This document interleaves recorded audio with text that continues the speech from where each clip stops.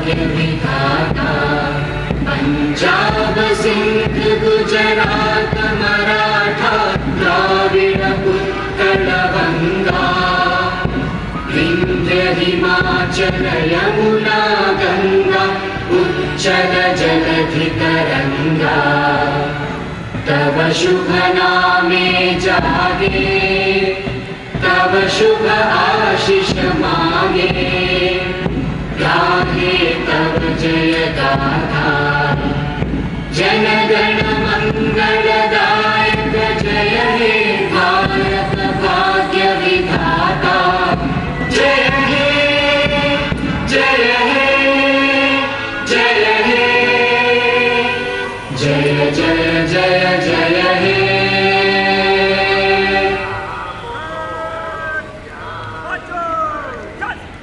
আতিকু নমন বীৰকু বনন বাণীৰে এই উদযাপন সাফল্যময় কৰি তুলিবলৈ প্ৰধানমন্ত্ৰী ডাঙৰীয়াই দিশ নিৰ্দেশনাৰে আমি ৰাজ্যটো বীৰ শ্বহীদসকলৰ বাবে 5টা প্ৰণ গ্ৰহণ কৰিছো।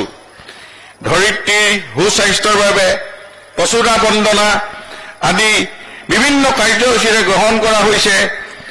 এই বছৰ ইয়াৰ উপৰিও বিগত বৰ্ষৰ দৰে চলিত বৰ্ষটো পালন কৰা হৈছে হৰ ঘৰ তিৰংগা আৰু বিভাজন বিভীষিকা দিৱস। এই সকলো কাৰ্যসূচীত আপোনাসকলৰ বিপুল সঁহাৰিয়ে আমাৰ ৰাজ্যখনৰ জনসাধাৰণৰ দেশ মাতৃৰ থকা গভীৰ প্ৰেম শ্ৰদ্ধা আৰু ভক্তিৰ নিদৰ্শন দাঙি ধৰিছে। আপোনালোক সকলোৱে অৱগত যে ৰাজ্য চৰকাৰখনে যোৱা সময়ছোৱাত ৰাজ্যখনৰ প্ৰগতি আৰু বিকাশক নতুন গতি দিবৰ বাবে অহৰ্নিশে কাম কৰি আছে। ৰাজ্যখনৰ প্ৰশাসনৰ ব্যৱস্থাত ব্যাপক সংস্কাৰ সাধন কৰি উন্নয়নৰ বাবে বহু সংখ্যক অভিলাষী আঁচনি গ্ৰহণ কৰি ইতিমধ্যে এই চৰকাৰখনে সমগ্ৰ দেশৰে দৃষ্টি আকৰ্ষণ কৰিবলৈ সক্ষম হৈছে। সমাজৰ অৰ্থনৈতিকভাৱে আটাইতকৈ পিছপৰা শ্ৰেণীৰ লগতে সকলো ক্ষেত্ৰতে দুৰ্বল লোকসকলক সকাহ দিয়াৰ বাবে বৰ্তমান চৰকাৰখনে যৎপূৰ নাস্তিক চেষ্টা চলাইছে। আমি যদি অৰুণোদয় আঁচনিৰ বিষয়ে ক'বলৈ যাওঁ তেন্তে এইটো উল্লেখ কৰা উচিত হ'ব যে এই আঁচনিখনে দেশৰ আগশাৰী সামাজিক সুৰক্ষা আঁচনি আৰু অসমৰ সৰ্ববৃহৎ প্ৰত্যক্ষ লাভালাভ হস্তান্তৰ আঁচনি হিচাপে আত্মপ্ৰকাশ পাইছে। এই আঁচনিৰ অধীনত ৰাজ্যখনৰ 19 লাখতকৈ অধিক হিতাধিকাৰীয়ে প্ৰতি মাহে 1250 টকাকৈ প্ৰদান কৰাত লাভ পাবলৈ সক্ষম হৈছে। তদুপৰি অসম চৰকাৰে সেৱা সেতু নামেৰে এটা একক সংহত অন্তঃসম্পৰ্ক ব্যৱস্থা প্ৰৱৰ্তন কৰিছে, যাৰ জৰিয়তে নাগৰিক আৰু ব্যৱসায় বাণিজ্যৰ সৈতে জড়িত লোকসকলৰ বাবে সকলো প্ৰশাসনীয় বিভাগৰ মুঠ 370টা সেৱা উপলব্ধ কৰা হৈছে। ওজৰ আপত্তি নিষ্পত্তিকৰণৰ সৈতে সম্পৰ্ক ৰাখি সদ্ভাৱনা শীৰ্ষক এটি স্থায়ী পৰ্টেল মুকলি কৰি দিয়া হৈছে। সকলো বিভাগৰে অৱসৰকালীন পেঞ্চনৰ বিষয়টো কৃতজ্ঞতা পৰ্টেলৰ জৰিয়তে সহজ কৰি দিয়া হৈছে। ভূমি ৰাজহ ব্যৱস্থাপনাক এক গুণগত সময় নিৰ্ধাৰিত আৰু স্বচ্ছ নাগৰিক কেন্দ্ৰিক ভূমিজনিত সেৱা প্ৰদান কৰিবলৈ ৰূপান্তৰিত কৰা হৈছে। আমাৰ চৰকাৰে 2022 চনৰ 14 নৱেম্বৰত যি মিছন বসুন্ধৰা 2 আঁচনিৰ শুভাৰম্ভ হৈছে। এই আঁচনিৰ জৰিয়তে খিলঞ্জীয়া লোকসকলক ভূমি অধিকাৰ প্ৰদান আৰু উন্নত বনবস্তি সেৱা কেন্দ্ৰ কৰি মিছন বসুন্ধৰা 2.02 ৰূপ দিয়া হৈছে। অসমত এই আঁচনিখনে প্ৰায় 13,39,597 গৰাকী হিতাধিকাৰীয়ে নাম তালিকাত এইবাৰ পৰ্টেলত অন্তৰ্ভুক্ত হৈছে আৰু বৰ্তমানলৈকে আমি প্ৰায় 3,15,478 গৰাকী হিতাধিকাৰীক কাম আমি ডিসপোজ কৰিবলৈ সক্ষম হৈছো। আৰু ইয়াৰ ভিতৰত বঙাইগাঁও জিলাতো প্ৰায় 33,234 গৰাকী ভূমিহীন ব্যক্তি এই পৰ্টেলত তেওঁলোকৰ ভূমি সম্পৰ্কীয় সমস্যাৰ আবেদন জনাইছে আৰু আমি বৰ্তমানলৈকে 6,927 গৰাকী এনেকুৱা হিতাধিকাৰীক আমি ন্যায় দিবলৈ আমি সক্ষম হৈছো। আপোনালোকে জানে যে 1947 চনৰ পৰা আমাৰ দেশ ভাৰতবৰ্ষৰ লগতে অসমৰ বহুত পৰিৱৰ্তন ঘটিছে। অবিভক্ত গোৱালপাৰা জিলাৰ পৰা বঙাইগাঁও জিলা গঠন হোৱাৰো 33 বছৰ অতিক্ৰম কৰিলে। আজি বঙাইগাঁও জিলাৰ যাতায়াত আৰু যোগাযোগ ব্যৱস্থাৰ উন্নতিৰে নামনি অসমৰ এক উল্লেখযোগ্য জিলা হৈ পৰিছে। অসমৰ উন্নয়নমূলক কাম ৰূপায়ণ কৰা আমাৰ গতিশীল ডাইনামিক লিডাৰ মাননীয় মুখ্যমন্ত্ৰী ডক্টৰ হিমন্ত বিশ্ব মহাদেৱৰ সদিচ্ছাত জিলাখনত ভালেমান নতুন নতুন উন্নয়নমূলক কাম ৰূপায়িত হৈছে। আমি বঙাইগাঁও জিলাৰ ৰূপায়ণ হৈ থকা কিছু আঁচনিৰ কথা আমি ক'ব খুজিছো। ইয়াৰ উপৰিও জিলাখনত কেবিনেট বৈঠকো অনুষ্ঠিত হ'ল আৰু যোৱা মাহত আৰক্ষী অধীক্ষক সন্মিলন অনুষ্ঠিত হৈ গ'ল। কেইটামান বিশেষ বিভাগৰ উল্লেখযোগ্য কামসমূহৰ ভিতৰত আমি পঞ্চায়ত আৰু গ্ৰাম উন্নয়ন বিভাগৰ কথা ক'ব পাৰোঁ যে পঞ্চায়ত আৰু গ্ৰাম উন্নয়ন বিভাগৰ মহাত্মা গান্ধী গ্ৰাম্য নিয়োগ নিশ্চিত আইনৰ অধীনত বিগত বিত্তীয় বৰ্ষত মুঠ মজুত 4,979,61,000 টকাৰে ব্যয়েৰে প্ৰায় 11,084টা আঁচনি কাম সম্পূৰ্ণ কৰা হৈছে। এইটো বঙাইগাঁও জিলাৰ এক উল্লেখযোগ্য সফল। সৰ্বমুঠ 22,968 কৰ্মদিন সৃষ্টি কৰা হৈছে। চলিত বিত্তীয় বৰ্ষত 10 আগষ্ট তাৰিখলৈকে 3,618.94 লাখ টকাৰে ব্যয় কৰা 5,113টা আঁচনিৰ কাম বৰ্তমান চলি আছে। প্ৰধানমন্ত্ৰী আৱাস যোজনা গ্ৰামীণৰ আঁচনিৰ অধীনত বিগত বৰ্ষৰ পৰা চলিত বিত্তীয় বৰ্ষৰ 10 আগষ্ট তাৰিখলৈকে মুঠ 60,521টা ঘৰৰ কাম অনুমোদন দিয়া হয় আৰু ইয়াৰে প্ৰায় 46,575টা ঘৰ ইতিমধ্যে সম্পূৰ্ণ কৰা হয়। আৰু এই ক্ষেত্ৰত PNRD ডিপাৰ্টমেণ্টেও এটা সাফল্য অৰ্জন কৰিছে। অমৃত সৰোবৰ আঁচনিৰ অধীনত মুঠ 76টা আঁচনিৰ কাম চলি আছে। সামাজিক সাহায্য আঁচনিৰ অধীনত শ্বহীদ কুশল কোঁৱৰ সাৰ্বজনীন বৃদ্ধ পেঞ্চন, ইন্দিৰা গান্ধী ৰাষ্ট্ৰীয় বৃদ্ধ পেঞ্চন, ইন্দিৰা গান্ধী ৰাষ্ট্ৰীয় বিধৱা পেঞ্চন আৰু ইন্দিৰা গান্ধী ৰাষ্ট্ৰীয় দিব্যাংগ পেঞ্চনৰ অধীনত হিতাধিকাৰীসকলে পেঞ্চন দি থকা হৈছে। পঞ্চদশ বিত্তীয় আয়োগৰ অধীনত বিগত বিত্তীয় বৰ্ষৰ প্ৰথম কিস্তি হিচাপে বঙাইগাঁও জিলা পৰিষদে মুঠ 15,02,28,000 টকা অনুদান লাভ কৰিছিল আৰু এই অনুদানৰ অধীনত প্ৰায় 334টা আঁচনি গ্ৰহণ কৰা হৈছে। মহিলা আৰু শিশু কল্যাণ বিভাগ মহিলা আৰু শিশু কল্যাণ বিভাগৰ পৰিপূৰক পুষ্টি আঁচনিৰ অধীনত বিগত বিত্তীয় বৰ্ষত জিলাখনৰ প্ৰায় 1000টা অংগনবাড়ী কেন্দ্ৰৰ গৰ্ভৱতী মাতৃ, প্ৰসূতি মাতৃ, 6 মাহৰ পৰা 3 বছৰ আৰু 3 বছৰৰ পৰা 6,000 প্ৰতিগৰাকী শিশুৰ বাবে পুষ্টিকৰ আহাৰ যোগান ধৰা হয়। অংগনবাড়ী কেন্দ্ৰলৈ অহা 3 পৰা 6 বছৰৰ শিশুক কেন্দ্ৰিত পুষ্টিকৰ খাদ্য, গৰম খাদ্য ৰান্ধি এই দেশৰ ভৱিষ্যত শিশুসকলৰ এই অংগনবাড়ী কেন্দ্ৰত তেওঁলোকক সুস্থ নাগৰিক কৰি তোলাৰ এক কাৰ্যসূচী আৰু এই ধনৰাশি লাভ কৰি ধাৰাবাহিকভাৱে চলি আছে। তদুপৰি মহিলা আৰু শিশু কল্যাণ বিভাগৰ উদ্যোগত আটাইতকৈ সংহত শিশু উন্নয়ন প্ৰকল্পতে মাতৃ বন্দনা সপ্তাহ ইংৰাজী 1 ছেপ্টেম্বৰ 2022 তাৰিখৰ পৰা 7 ছেপ্টেম্বৰ 2022লৈকে পালন কৰা হয়। ইংৰাজী 1 এপ্ৰিল 2022 তাৰিখৰ পিছত জন্ম হোৱা দ্বিতীয় কন্যা সন্তানকো নগদ 6,000 টকা প্ৰদান কৰাৰ ব্যৱস্থা গ্ৰহণ কৰা হৈছে। চদাবতৰ ৰাইজ লোক নিৰ্মাণ গৃহ বিভাগ লোক নিৰ্মাণ গৃহ বিভাগৰ অধীনত বঙাইগাঁও জিলাৰ প্ৰায় 12,99 লাখ টকাৰ ব্যয় সাপেক্ষে তাৰকা গৃহ নিৰ্মাণৰ কাম চলি আছে। জিলাখনত প্ৰায় 94,70 লাখ টকাৰ ব্যয় সাপেক্ষে বঙাইগাঁও অভিযান্ত্ৰিক মহাবিদ্যালয় নিৰ্মাণৰ কামো চলি আছে। বঙাইগাঁও জিলাত প্ৰায় 610 কোটি টকাৰ ব্যয় সাপেক্ষে চিকিৎসা মহাবিদ্যালয় নিৰ্মাণৰ কাম চলি আছে।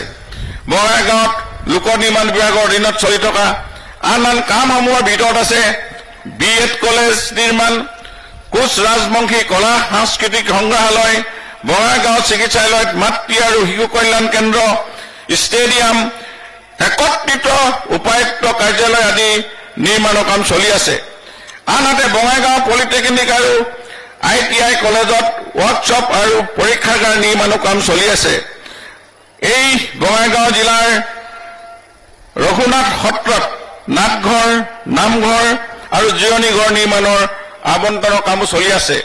মই ভাবো এইখিনি বঙাইগাঁও জিলাখন এক উন্নয়নৰ শিখৰলৈ গতি কৰিছে। বঙাইগাঁও জিলাত আয়ুষ্মান ভাৰত, চাহ বাগিচা অঞ্চলৰ গৰ্ভৱতী মহিলাৰ বাবে মজুৰি ক্ষতিপূৰণ, জননী সুৰক্ষা যোজনা, ৰাষ্ট্ৰীয় বাল স্বাস্থ্য কাৰ্যক্ৰম আদিৰ অধীনত ৰোগী আৰু হিতাধিকাৰীসকলৰ সা সুবিধা আগবঢ়াই থকা হৈছে। তদুপৰি ৰাষ্ট্ৰীয় যক্ষ্মা নিৰ্মূল কাৰ্যসূচীৰ অধীনত যক্ষ্মা ৰোগীসকলক বিনামূলীয়া চিকিৎসা ব্যৱস্থা কৰা হৈছে।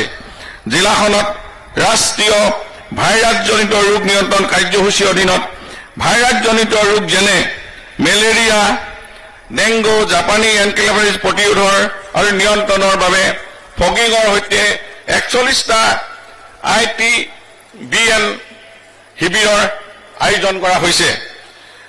অন্য এটা বিভাগ আহিছে নগৰ আৰু গাঁও পৰিকল্পনা বিভাগ। প্ৰধানমন্ত্ৰী আৱাস চহৰাঞ্চলৰ অধীনত বঙাইগাঁও পৌৰসভা আৰু অভয়াপুৰী পৌৰসভা আৰু বঙাইগাঁও উন্নয়ন প্ৰাধিকৰণৰ সামৰি লোৱা হয়। এই যোজনাৰ অধীনত 2টা পৌৰসভাতে নতুন গৃহ নিৰ্মাণৰ বাবে অনুদান উপযোজনাৰ কাম চলি আছে। যোৱা জুলাই মাহৰ শেষ ভাগত অসমৰ মাননীয় মুখ্যমন্ত্ৰী ডক্টৰ হিমন্ত বিশ্ব শৰ্মা ডাঙৰীয়াই উদ্বোধন কৰা থিম পাৰ্কখন অসম চৰকাৰৰ আনটাইড ফাণ্ডৰ অধীনত 50 লাখ টকাৰ ব্যয় সাপেক্ষে নিৰ্মাণ কৰা হৈছে। অসম চৰকাৰে চহৰৰ আন্তঃগাঁথনি উন্নয়ন পুঁজিৰ অধীনত বঙাইগাঁও চহৰৰ অন্তৰ্ভুক্ত কৰি 100 কোটি টকা ধাৰ্য কৰি উক্ত পুঁজিৰ অধীনত 15টা আঁচনি প্ৰস্তুত কৰা হৈছে। ইয়াৰ ভিতৰত 6টা ৰাস্তা উন্নয়নৰ বাবে প্ৰায় 19 কোটি 2 লাখ টকা আৰু অনুমোদন লাভ কৰাৰ উপৰিও ৰাস্তাকেইটাও সম্পূৰ্ণ ইতিমধ্যে কৰা হৈছে। বাকী আঁচনিসমূহৰ ভিতৰত বঙাইগাঁৱৰ ইকো পাৰ্ক, সংগ্ৰহালয় আৰু ষ্টেডিয়ামৰ কাম বৰ্তমানে চলি আছে। জনস্বাস্থ্য কাৰিকৰী বিভাগ আপোনালোকে জানে নিশ্চয়, এই বিভাগটোৱে স্বচ্ছ ভাৰত মিছন গ্ৰামীণৰ 2 পৰ্যায়ৰ আঁচনিৰ অধীনত নিউলি ইমাৰ্জ হাউচ হোল্ড হিতানত মুঠ 8,405টা পৰিয়ালৰ বিপৰীতে ইতিমধ্যে 8,351টা পৰিয়ালৰ ব্যক্তিগত অনামা শৌচাগাৰ নিৰ্মাণৰ সম্পূৰ্ণ কৰা হৈছে। একেখন আঁচনিৰ অধীনত গোটা আৱৰ্জনা নিষ্কাশনৰ বাবে ডাংতল, চিজনগ্ৰাম, তাপপাতাৰী, মানিকপুৰ আৰু বাৰ্তামাৰী উন্নয়ন খণ্ডত একোটাকৈ প্লাষ্টিক ৱাষ্ট মেনেজমেণ্ট ইউনিটৰ কাম সম্পূৰ্ণ কৰা হৈছে। স্বচ্ছ ভাৰত মিছন গ্ৰামীণ আৰু পঞ্চায়ত বিত্তীয় আয়োগৰ নিবন্ধ পুঁজিৰ অধীনত জিলাখনৰ বিভিন্ন পৰ্যায়ত বৰ্তমানলৈকে গোটা আৱৰ্জনা নিষ্কাশনৰ বাবে 63টা চেণ্ট্ৰেলাইজ মেটেৰিয়েল কালেকশ্যন ফেচিলিটি আৰু 364টা মিনি মেটেৰিয়েল কালেকশ্যন ফেচিলিটি নিৰ্মাণৰ কাম সম্পূৰ্ণ কৰা হৈছে। জল জীৱন মিছনৰ অধীনত ইতিমধ্যে বিত্তীয় বৰ্ষৰ 22,022টা পৰিয়াললৈ ঘৰুৱা গৃহ সংযোগৰ যোগেৰে খোৱা পানী যোগান ধৰা হৈছে। আপোনালোকে জানে জল জীৱন মিছন প্ৰধানমন্ত্ৰীৰ এক অভিলাষী আঁচনি।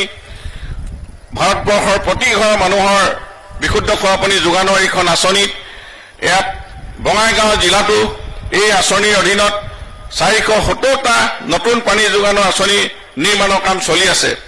একেখন আঁচনিৰ অধীনতে জিলাখনৰ বৰ্তমানলৈকে 830খন চৰকাৰী বিদ্যালয় আৰু 688টা অংগনবাড়ী কেন্দ্ৰত নল সংযোগ ষ্টেণ্ড এলোন ছিষ্টেমৰ ব্যৱস্থা কৰা হৈছে।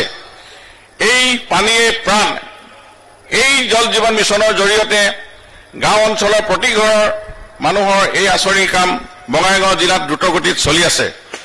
অন্য এটা বিভাগ জলসম্পদ বিভাগ। জলসম্পদ বিভাগৰ দ্বাৰা চলিত বিত্তীয় বৰ্ষত জিলাখনৰ 34 নং অভয়াপুৰী উত্তৰ বিধানসভা সমষ্টিৰ অন্তৰ্গত 4খন আঁচনি ক্ৰমে শীতলহাটীৰ পৰা মেৰেশ্বৰ মথাউৰি, শীতলহাটীৰ পৰা লালমাটিলৈ 10 কোটি টকাৰ মাথাউৰি সাবলীকৰণ, ভঙা অংশৰ মেৰামতি আৰু গৰাখহনীয়া প্ৰতিৰোধক আঁচনি ৰূপায়ণ কৰা হয়। তদুপৰি উক্ত সমষ্টিৰ আই নদী বাওঁপাৰত বাঁহবাৰী অঞ্চলত 4.10 কোটি টকাৰ গৰাখহনীয়া প্ৰতিৰোধ আঁচনি ৰূপায়ণ কৰা হয়। ইয়াৰ উপৰিও একে সমষ্টিৰ অন্তৰ্গত ব্ৰহ্মপুত্ৰ নদীৰ সোঁপাৰত 5চনীয়া অঞ্চলত 2.50 কোটি ব্যয় সাপেক্ষে এখন গৰাখহনীয়া প্ৰতিৰোধ আঁচনি ৰূপায়ণ কৰা হয়। 32 নং বঙাইগাঁও বিধানসভা সমষ্টিৰ অন্তৰ্গত বঙাইগাঁও চহৰত এখনি 39 লাখ টকাৰ ব্যয় সাপেক্ষে পৰিদৰ্শন বঙলা নিৰ্মাণ আঁচনিও কাম কৰা হয়। শ্ৰম বিভাগ। অসম চৰকাৰৰ শ্ৰম কল্যাণ বিভাগৰ শ্ৰমিকৰ আৰ্থ সামাজিক কল্যাণ, সামাজিক সুৰক্ষা আৰু ন্যায় সুনিশ্চিত কৰাৰ বৃহত্তৰ উদ্দেশ্যত সমৰ্পিত ৰাজ্য চৰকাৰৰ বিভিন্ন শ্ৰম আইনৰ ব্যৱহাৰিক প্ৰয়োগৰ জৰিয়তে কল্যাণকামী আঁচনিসমূহৰ ফলপ্ৰসূ ৰূপায়ণৰ বাবে শ্ৰম বিভাগে নিজৰ নৈতিক দায়িত্ব নিষ্ঠা সহকাৰে আৰু উৎসৰ্গিত হোৱাৰ মনোভাৱেৰে পালন কৰি আহিছে। কেন্দ্ৰীয় চৰকাৰ ই শ্ৰম পৰ্টেলৰ অধীনত বিভিন্ন সজাগতামূলক সভা অনুষ্ঠিতকৰণৰ জৰিয়তে আজিৰ তাৰিখলৈকে মুঠ 1,90,673 গৰাকী অসংগঠিত খণ্ডৰ শ্ৰমিকক পঞ্জীভুক্ত কৰা হৈছে। প্ৰধানমন্ত্ৰী শ্ৰমযোগী মানধন PM শ্ৰম আঁচনিৰ অধীনত বৰ্তমানলৈকে 808 গৰাকী হিতাধিকাৰী পঞ্জীয়নভুক্ত কৰা হৈছে। জিলাখনৰ শিশু আৰু কিশোৰ শ্ৰমিকৰ নিবাৰক আৰু নিয়ন্ত্ৰণ আইন 1986 অধীনত চলিত বৰ্ষত 34জন শিশু আৰু কিশোৰ শ্ৰমিকক উদ্ধাৰ কৰি জিলা শিশু কল্যাণ সমিতিক গতাই দিয়া হয়। এই বিভাগৰ এক অন্যান্য সফল কাৰ্যসূচী। যোগান বিভাগ। জিলাখনৰ যোগান বিভাগে খাদ্য সুৰক্ষা আইন 2023ৰ অধীনত মুঠ 15,866টা অন্ত্যোদয়া অন্ন যোজনা পৰিয়ালক প্ৰতিমাহে 35 কেজিকৈ আৰু 1,13,212 গৰাকী অগ্ৰাধিকাৰ ভিত্তিত 5 কিলোকৈ বিনামূলীয়া চাউল যোগান ধৰি থকা হৈছে। আনহাতে নতুন ৰেচন কাৰ্ড বাছনি আৰু অন্তৰ্ভুক্তিকৰণ আঁচনিৰ অসমত মাননীয় মুখ্যমন্ত্ৰী তত্বাৱধানত ৰেচন কাৰ্ড প্ৰায় 40 লাখ পৰিয়ালক দিয়াৰ সিদ্ধান্ত লৈছে আৰু ইয়াৰ বছৰেকীয়া যিটো আয় 4 লাখলৈকে বঢ়াই দিয়া হৈছে, যাতে মধ্যবিত্ত শ্ৰেণীৰ ৰেচন কাৰ্ডটো পায় আৰু এই ৰেচন কাৰ্ডটো পোৱাৰ লগে লগেই তেওঁলোকে 5 লাখ টকাৰ আয়ুষ্মান কাৰ্ড লাভ কৰিব। যি 5 লাখ টকাৰ আয়ুষ্মান কাৰ্ডে তেওঁলোকৰ চিকিৎসা জনিত কাৰণত তেওঁলোকে এই টকা ব্যৱহাৰ কৰি তেওঁলোকে চিকিৎসা সেৱা আগবঢ়াবৰ কাৰণে এইখন আয়ুষ্মান ভাৰত আৰু আয়ুষ্মান অসমৰ আঁচনিও লোৱা হৈছে। সামাজিক বনানীকৰণ বিভাগ। বঙাইগাঁৱৰ সামাজিক বনানীকৰণ সংমণ্ডলে জিলাখনৰ বিভিন্ন ঠাইত চৰকাৰী নিয়ম অনুযায়ী গছপুলি উৎপাদন কেন্দ্ৰ স্থাপন কৰি ইয়াৰ সহায়ত বিভিন্ন ঠাইত পুলি বাগান প্ৰস্তুত কৰি জিলাখনৰ প্ৰাকৃতিক ভাৰসাম্য ৰক্ষা কৰাৰ লগতে প্ৰাকৃতিক সৌন্দৰ্য বৃদ্ধিত অৰিহণা যোগাই আহিছে। ইয়াৰ উপৰিও এই সংমণ্ডলৰ তৰফৰ পৰা বিভিন্ন অনুষ্ঠানত প্ৰতিষ্ঠান আদিক বিনামূলীয়াকৈ গছপুলি বিতৰণ কৰি জিলাখনৰ এক সেউজ বিপ্লৱৰ সূচনা কৰা হৈছে। আৰু এই স্বাগতে আমি ক'ব বিচাৰো যে মাননীয় মুখ্যমন্ত্ৰীয়ে মহোদয়ে অহা 17 ছেপ্টেম্বৰত যি অমৃত বৃক্ষ পুলি প্ৰায় 1 কোটি ৰোপণৰ সিদ্ধান্ত লৈছে, এই কাৰ্যসূচীটো আমাৰ NRLM SRLMৰ মহিলা গোটবিলাকে অনলাইন পৰ্টেলত নামভক্ত চলি আছে। আমি ভাবো এই আন্দোলনত আমাৰ বঙাইগাঁৱৰ ফালৰ পৰাও যথেষ্ট সঁহাৰি আহিব আৰু তেওঁলোকে এই 1 কোটি পুলি ৰুই প্ৰাকৃতিক সৌন্দৰ্যৰে বঙাইগাঁও চহৰখনৰ সৌন্দৰ্যতা বৃদ্ধি কৰিব। ক্ৰীড়া বিভাগ। ৰাজ্যপালৰ ছোৱালী ভলীবল মিছন অধীনত বিগত বৰ্ষৰ এপ্ৰিল মাহৰ পৰা মুঠ 19টা প্ৰশিক্ষণ কেন্দ্ৰ প্ৰায় 100খন বিদ্যালয়ত ভলীবলৰ প্ৰশিক্ষণ খেলৰ দিয়া হয় আৰু বিগত বৰ্ষৰ আগষ্ট মাহত আমি সকলোৱে জানো ভাৰতীয় খেল প্ৰাধিকৰণৰ অধীনত জিলাখনৰ বীৰঝাৰা উচ্চতৰ মাধ্যমিক বিদ্যালয় খেলপথাৰত এটা ফুটবল প্ৰশিক্ষণ শিবিৰ ক্ৰীড়া বিষয়া কাৰ্যালয়ৰ তত্বাৱধানত মুকলি কৰা হয় এই বছৰ 25 জুলাইৰ পৰা 29 জুলাই তাৰিখলৈ গুৱাহাটীত অনুষ্ঠিত হৈ যোৱা 14 বছৰ অনুৰ্ধ পিলিক চৌধুৰী ভৱানী ফুটবল প্ৰতিযোগিতাত বাইকামাৰী উচ্চতৰ মাধ্যমিক বিদ্যালয়ে অংশগ্ৰহণ কৰে খেলৰ দিশত বঙাইগাঁওখনে অংশগ্ৰহণ কৰি এক সুনাম অৰ্জন কৰিছে কৃষি বিভাগ বঙাইগাঁও জিলাত কৃষি বিভাগত প্ৰধানমন্ত্ৰী কিষাণ সন্মান নিধি আঁচনিখন ইতিমধ্যে এই আঁচনিৰ জৰিয়তে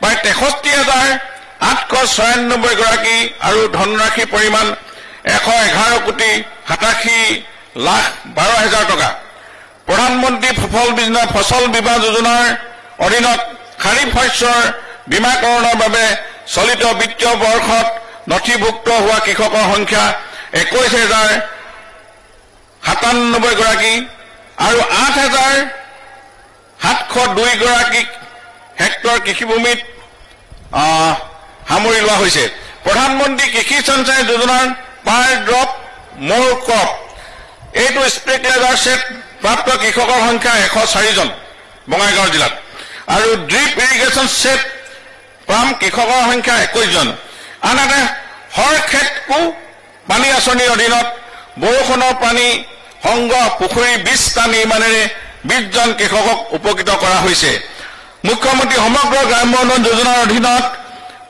অনুমোদন হোৱা 3খন কম্বাইন হাৰ্ভেষ্টাৰ ভিতৰত 35 নং অভয়পুৰী দক্ষিণ সমষ্টি বাৰেকামা কৃষক উৎপাদন গোটে এই আঁচনিত অন্তৰ্ভুক্ত হ'বলৈ পাইছে আৰু তেখেতসকলক উৎপাদনৰ কোম্পানী প্ৰদান কৰা হৈছে আৰু ইতিমধ্যে আপোনালোক সকলোৱে জানে যে পশুপালন বিভাগ আৰু এই পশুপালন বিভাগৰ জৰিয়তে মহিলা সবলীকৰণৰ কিছু কাৰ্যসূচী হাতত লৈছে আৰু পশুপালন বিভাগৰ ৰাষ্ট্ৰীয় পশুধন অভিযানৰ অধীনত বিগত বৰ্ষত অনুসূচিত জাতিৰ 10টা 10জনীয়া গোটক 110টা স্থানীয় ছাগলী বিতৰণ কৰা হয় একেটা বৰ্ষতে উক্ত আঁচনিৰ অধীনত 14টা 30জনীয়া হিতাধিকাৰী গোটত বিজ্ঞানসন্মত গাহৰি ছাগলী আৰু হাঁহ কুকুৰা পালনৰ 3দিনীয়া প্ৰশিক্ষণ প্ৰদান কৰা হয় দেশব্যাপী চলি থকা কৃত্ৰিম প্ৰজনন আঁচনিৰ অধীনত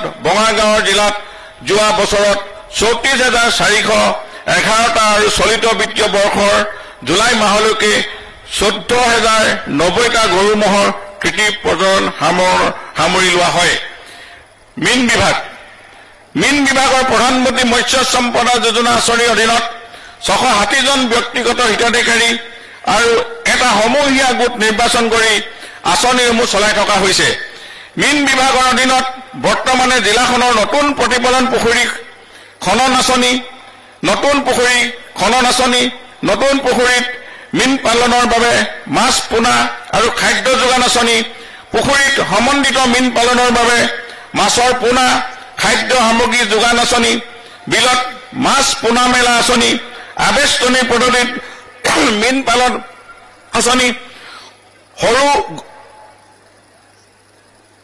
আৰু গৰু খাদ্য প্ৰস্তুতকৰণ কল আঁচনি ডাঙৰ খাদ্য প্ৰস্তুতকৰণ কল আঁচনি অলংকাৰিত মাছ পালন আঁচনি পুনৰ উৎপাদন আঁচনি স্বেচ্ছাচাৰী আঁচনি স্বেচ্ছাই আঁচনি নাও আৰু জাল আঁচনি মাছমৰীয়া লোকৰ জীৱিকা নিৰ্বাহৰ বাবে এককালীন সাহায্য প্ৰদান আঁচনি ইত্যাদিবিলাক জিলাত দ্ৰুতগতিত চলি আছে আমাৰ জিলাখনৰ এক অন্যান্য বিভাগৰ ভিতৰত হস্ততাঁত আৰু বস্ত্ৰশিল্পৰ বিভাগ এক উল্লেখযোগ্য বিভাগ এই হস্ততাঁত আৰু বস্ত্ৰশিল্প বিভাগৰ অধীনত বিগত বৰ্ষৰ জিলাখনত মুদ্ৰা ঋণ আঁচনিৰ জৰিয়তে 50 গৰাকী শিপিনীক বেংকৰ পৰা ঋণ প্ৰদান কৰাৰ যাৱতীয় ব্যৱস্থা গ্ৰহণ কৰা হৈছে ইয়াৰ উপৰিও জিলাখনত স্বনিৰ্ভৰ নাৰী আঁচনিৰ অধীনত সুফল লাভ কৰিব বিচৰা শিপিনীসকলে স্বনিৰ্ভৰ নাৰী পৰ্টেলত নিজৰ নাম অন্তৰ্ভুক্ত কৰিছে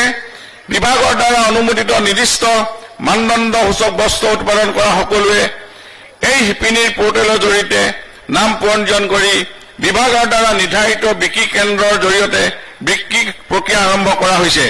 এতিয়ালৈকে জিলাখনত 10,085 গৰাকী শিপিনীয়ে এই আঁচনিৰ অধীনত নাম পঞ্জীয়ন কৰিছে। যোৱা 13 জানুৱাৰী তাৰিখৰ পৰা দুটা ক্ৰয় কেন্দ্ৰ যোগে বিভাগীয়ভাৱে নিৰ্দিষ্ট মানদণ্ডৰ বস্ত্ৰ ক্ৰয় কৰি তেওঁলোকৰ ইয়াৰ পৰা সামৰ্থ্য পাবলৈ সক্ষম হৈছে। ৰেচম বিভাগৰ জৰিয়তে আপোনালোকে জানে এপাৰ্টৰ আঁচনিৰ অধীনত বিগত বিত্তীয় বৰ্ষত বাছনি কৰা হয় 100 গৰাকী এৰী পলুপালকক পলুপালনৰ গৃহ নিৰ্মাণৰ কাৰণে প্ৰথম কিস্তি 29,000 টকাকৈ তেওঁলোকক বেংক একাউণ্টৰ যোগে মুকলি কৰি দিয়া হৈছে। এই আঁচনিৰ অধীনত 40 গৰাকী হিতাধিকাৰী তিতাবলস্থ ৰেচম প্ৰশিক্ষণ প্ৰতিষ্ঠানত আধুনিক যন্ত্ৰৰ সহায়ত এৰী সূতা কটাৰ প্ৰশিক্ষণ দিয়াৰ ব্যৱস্থা কৰা হৈছে। নবাৰ্ড আঁচনিৰ অধীনত জিলাখনত 5টা উন্নয়ন খণ্ডৰ প্ৰতিটো খণ্ডত 30 জনীকৈ মহিলা এৰী আৰু মুগাৰ সূতা উৎপাদনৰ আৰু ইয়াৰ মূল্যৰ সংযোজন ওপৰত 15 দিনীয়াকৈ প্ৰশিক্ষণ দিয়া হৈছে। বৈতামাৰী উন্নয়ন খণ্ডৰ অধীনত নয়াগাঁও মুগা গোপা চাৰ কেন্দ্ৰৰ 2.5 হেক্টৰ খালী ভূমিত 2,825,000 টকাৰ জোপা চুম গছ ৰোপণ কৰিবলৈ ইতিমধ্যে প্ৰশাসনে লৈছে। ছটাবজাৰ ৰাইজ ইয়াৰ উপৰিও বঙাইগাঁও জিলাত শিক্ষা বিভাগ হওক স্বাস্থ্য বিভাগ হওক অন্যান্য প্ৰতিটো বিভাগেই এক আমূল পৰিৱৰ্তন আনিবলৈ সক্ষম হৈছে।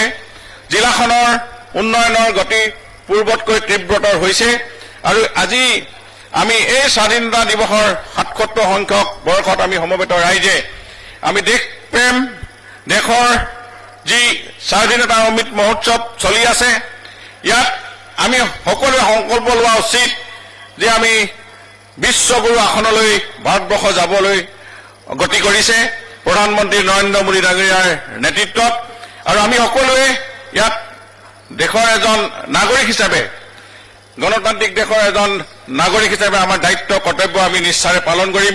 সেই সংকল্প আমি আজি এই তিৰংগা পতাকাৰ তলত আমি ল'ম আৰু সেয়ে হৈছে আমি এই অমৃতকালৰ এই 100 বছৰ স্বাধীনতাৰ মুহূৰ্তৰ আমি এই সাক্ষী হ'বলৈ গৈ আছো। গতিকে আজি এই স্বাধীনতা দিৱসৰ এক গুৰুত্বপূৰ্ণ আমি মাটি চাকিৰে নিজৰ মাটিক সন্মান কৰি দেশৰ বীৰসকল যিসকলে প্ৰাণ আহুতি দিলে সেইসকলৰ পৰিয়ালবৰ্গ আৰু সেই সেনাসকলক শ্ৰদ্ধাৰে স্মৰণ কৰা এই কাৰ্যসূচীয়ে মই ভাবো আগন্তুক দিনত আমাৰ দেশ মাটিৰ প্ৰতি আমাৰ দায়বদ্ধতা আৰু সহকাৰে আমি কাম কৰি দেশখন পৃথিৱীৰ ভিতৰতে এখন শ্ৰেষ্ঠ দেশলৈ নিব পাৰিম। সেয়েহে মই সকলো ৰাইজক স্বাধীনতা এই অমৃতকালত উপস্থিত হৈ আমি সঁচাকৈ গৌৰৱান্বিত আমি আহ্বান জনাইছো। স্বাধীনতা লাভৰ পিছত আমি বহুদূৰ আগুৱালো আৰু ভৱিষ্যতেও আমি আগুৱাই যাবলৈ সংকল্প ল'ব লাগিব। আমি আজি যেনেদৰে স্বাধীনতাৰ অমৃত মহোৎসৱ পালন কৰিছো হয়তো স্বাধীনতাৰ 100 বৰ্ষত উপনীত হৈ আমি আৰু এক অধিক আনন্দ উল্লাহেৰে স্বাধীনতা দিৱস আমি পাতিম। স্বাধীনতাৰ অমৃতকালত সকলো ৰাইজৰ এই বঙাইগাঁওবাসী এই গান্ধী মৈদামৰ ইয়াত উপস্থিত সকলো লোকে মই স্বাধীনতাৰ অমৃতকালৰ আন্তৰিক শুভেচ্ছা জ্ঞাপন কৰি আপোনালোক সকলোৱে সুস্বাস্থ্য কামনা কৰি মোৰ বক্তব্য ইমানতে সামৰণি মাৰিছো। জয় হিন্দ, জয় ভাৰত মাতা, জয় হিন্দ।